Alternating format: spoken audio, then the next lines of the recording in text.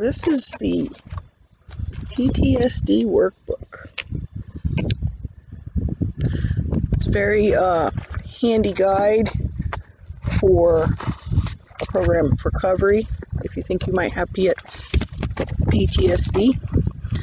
And there's an exercise in this book from page 204 to 208 that it has an alternate spirituality theme of connecting with nature, or talking with nature, or praying with nature. And it gives a step-by-step guide on how to go about it.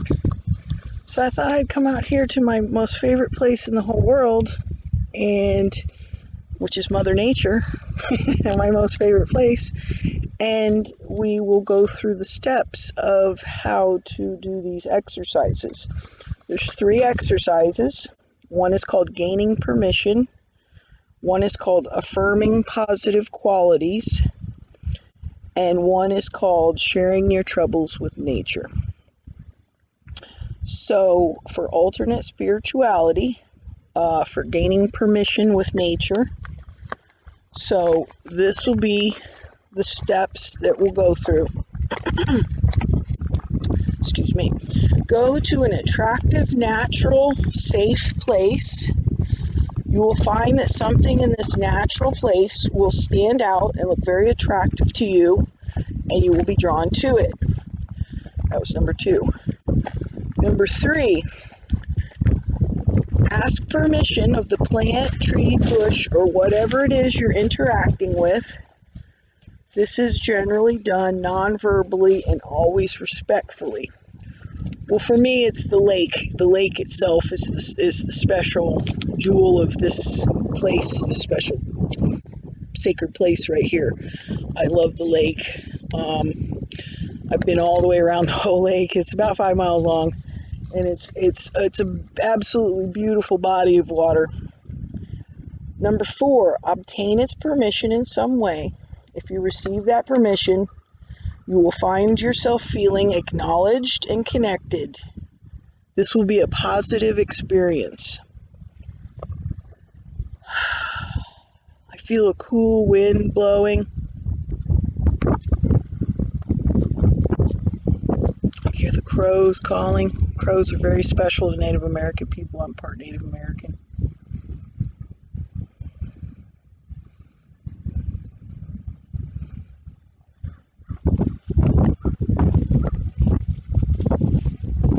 Yeah, I do feel like the crows are talking to me. The wind is strong out here on the point. I'm going to walk back this way. So number 5, if you do not receive permission, identify another attractive something and obtain permission to interact with it. The sense of connection. Sense the connection. Number 6. Feel what gift this natural attraction has for you. When you are finished with the experience, this is number 7, thank the natural attraction.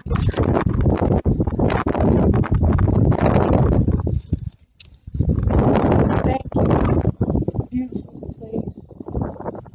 Thank you for supporting me and surrounding me. And thank you for filling me up and lifting me up.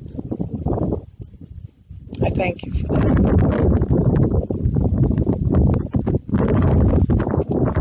That's our first little exercise. So we're going to go on to the second exercise, affirming positive qualities. And I'm going to continue to walk down along the lake. The lake shore goes off that way. We're going to walk down that way.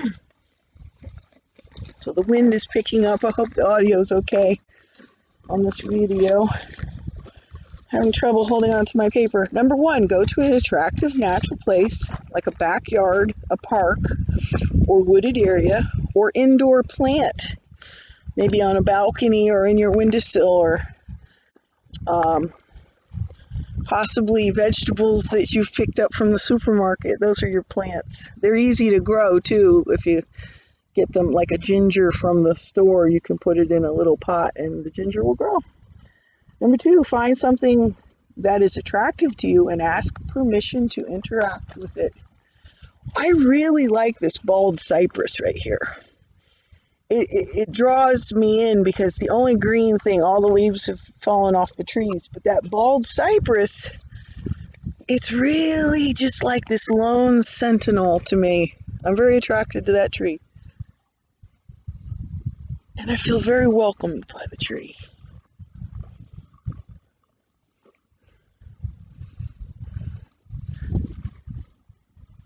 Number 3, when you receive permission, identify what it is about the natural attraction that you like. For example, I like that flower because it's pretty and graceful. Number 4, recognize that you have those same or similar qualities to say to yourself, like, I like myself because I'm pretty and graceful. Be sure to choose realistic qualities of both nature and potentially of yourself.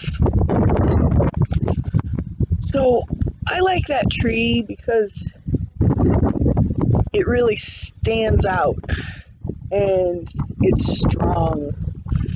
And I really like myself because I feel like I stand out and I'm strong. I like to use my creativity to stand out, paint beautiful paintings and create beautiful poetry and play guitar and make beautiful music. And a lot of times when you hear music, it piques your senses right away, home in on the music. And that's one of the reasons why I really love it. So, number 5, continue the same progress with other attractions. 6, it might be helpful to ask another person to assist you to discover things you like about yourself. So, I'm going to continue down this way and find some more attractions. So we're going to do another exercise. The wind is picking up, so I'm heading down here to a little pine barren that's on the edge of the lake. I wouldn't say a pine barren, pine forest. I'm not sure what you would call it. A grouping of pine trees. They often get logged, so you don't see the pine trees anymore because they've been logged out. So here's a beautiful stretch of the shore. So our next exercise is called Sharing Your Troubles with Nature. Number 1, go to an attractive natural place, like a park or a backyard, or a plant, a house plant. Ask for permission to visit. As we learned in the previous exercise, this can be nonverbal. Number 3, now think about what is troubling you. Number 4, tell the attractive part of nature what is bothering you. Number 5, feel nature sharing your troubles.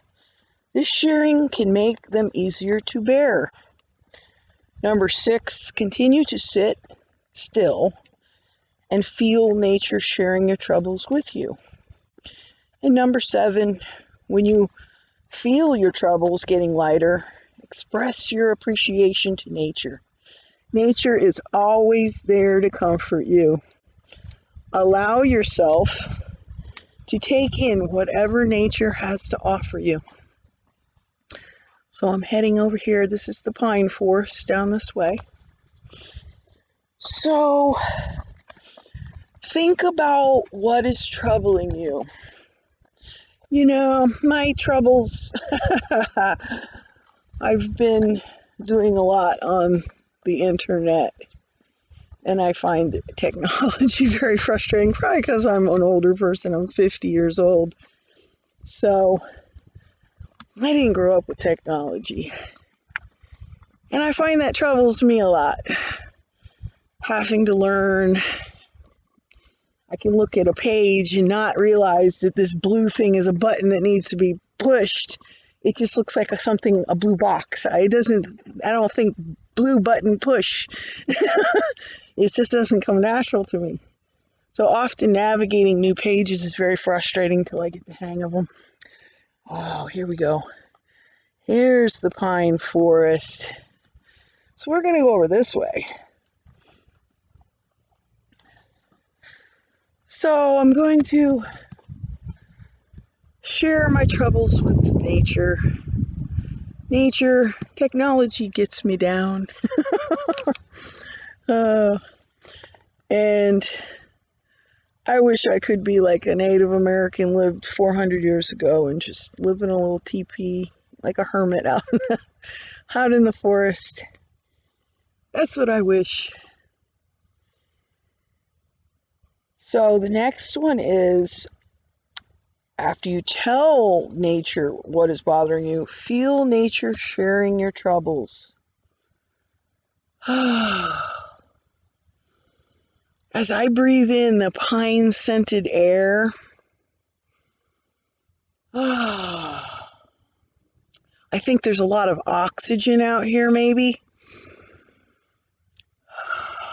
I do feel like my blood is just like squeezing its way into little recesses of my brain and all the little corners and cracks and kind of like just saturating me with oxygen, and it is very uplifting. Continue to sit still and feel nature sharing your troubles. Feels good out here. When you feel your troubles getting lighter, express your appreciation in nature. Thank you, nature. Thank you for always being here.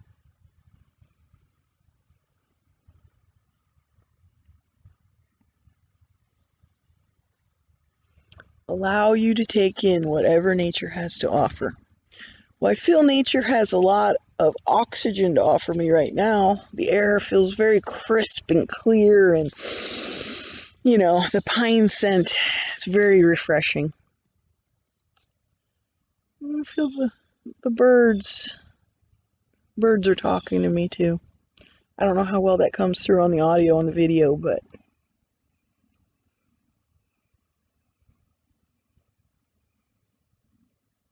I like the birds.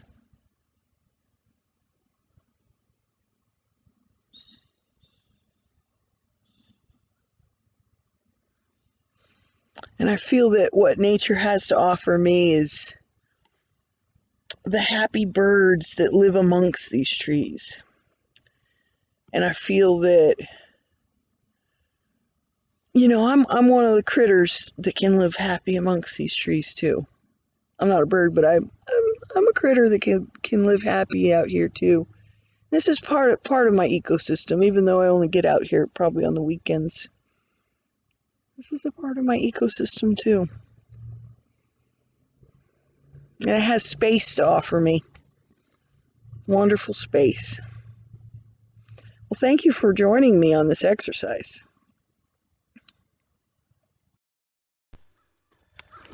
I found a pile of nuts. Let's see if I can get them on video. Looks like some squirrel or some animal was making a little pile of nuts here out in the middle of the woods. Probably a squirrel. Very, very clever. Yeah, we had a bad storm last night. Here's a little nest. It fell out of the tree. There's no eggs around. It's probably an old nest. It's very small. It's probably for a little finch. Probably a finch. Yeah. So next year she'll build herself a whole new nest. This one will just turn into mulch. This is a bow hunting area here in the state park where you're allowed to bow hunt. Mostly for rabbits and turkey. That's about all you're going to find here. But this is a great example of a giant bur oak right here. The Park Service has done a wonderful job of preserving the habitat around these trees. They don't like to get too crowded in. And you can just see how absolutely massive those trees are. That's probably only about maybe 100, 125 years old. There's a few in town that are probably another foot wider than that are closer to 150, 175 years old. That's a really nice big old tree in the prime of her life. Just like me. Out here at the park, they have a lot of these projects to build little bird houses. You'll see them all around the park. A lot of them are built by school children as summer projects, or people helping out at the park ranger station. They do a real good job making little bird houses for all these birds.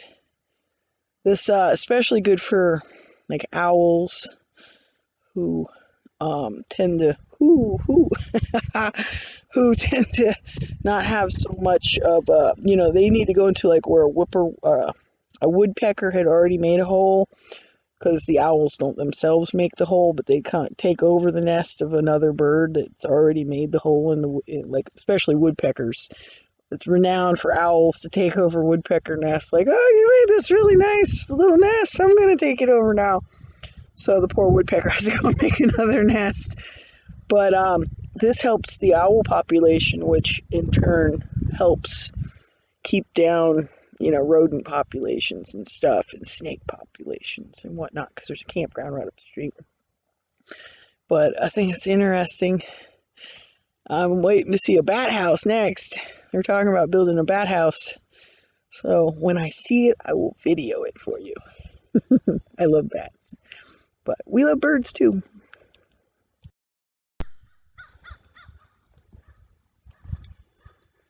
This is one of my favorite areas for checking out the old forest growth.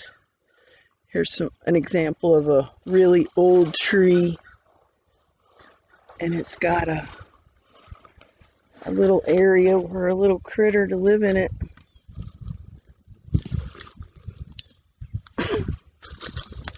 So the little critters go up inside here, and it's hollow all the way up, probably 5-10 foot, and raccoons live up in there, and that's their little place to live. It's pretty dark, but it's cozy probably when it's snowing. So I have another one over here. I see a old stump over there. It's got lichen growing out of the side of it. I can see it. It's right here.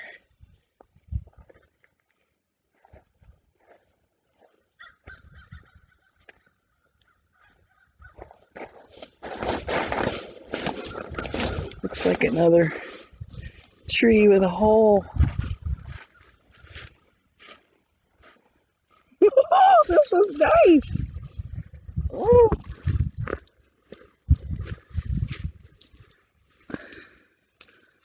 So you can see there's like 2 holes. They can come in one side and go out the other. That's like a condominium for a little critter out here in the woods.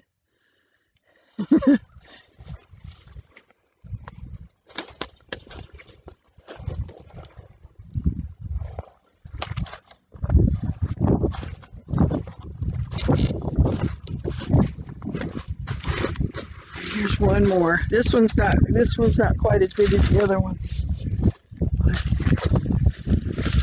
down inside there, actually, you can see, probably not in the video, but I can see that critters have dug out the moss from the roots that have rotted, and actually the hole goes down into the ground right here from this tree opening.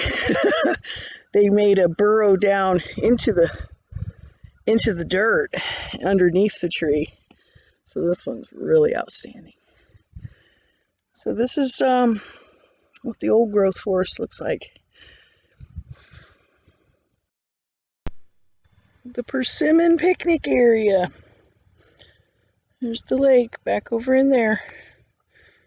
This is a particularly nice little spot. a picnic. There's a interesting big tree that went down in the storm. I suspect, though, it might have went down in another storm because it has an awful lot of moss growing on it already. Let's see if I can get... There's the lake. Right there. Okay, it's not this tree that's over. It's that tree. That giant tree right over here. We're gonna go take a look at it. I'm gonna have to navigate through the blackberries. There, all these little stubby things are, oh, blackberries. Ooh, poison ivy. Poison ivy. Don't want that. Nice healthy crop of poison ivy right there. Oh. Okay, we're almost there. We're almost there. Ooh, look at this giant thing. Big, tall tree. Probably, I mean, if you look, the pieces go all the way up to here. That's a good 90-foot tree when it was growing. Huge, massive tree. And now it was dead, and then it finally got kicked over by the storm. But it's been dead and rotting for a long, long time. There's all kinds of cool stuff here. Look at these things. Look at those things. How can you see those? Yeah. Woohoo! Those are neat. Those are all down the whole thing. Yeah, so they've extensively infiltrated the whole tree now, these types of mushrooms and stuff.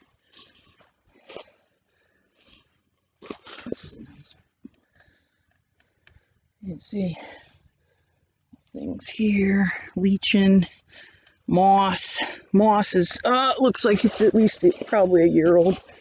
Look, even these massive limbs have these fins, these mushroom fins growing out. Oh, look how this whole stump is cracked when it fell. Look all the way down there. Wow. This is just massive. Oh, man. We're going to go all the way to the base down here it was growing all the way down here in the creek. The edge of the creek. Okay, get up under here. Okay, so this is like the root structures going down into the ground. This is the plant. This grayish looking stuff that you see coating this, that's actually the mushroom plant itself. And all that stuff up on the tree is just the fruit. So the white webbing of the plant will go all throughout all the bark and just completely eat up the whole tree. There's a good view of the old tree where she went down. Her final resting place. She lived a good life.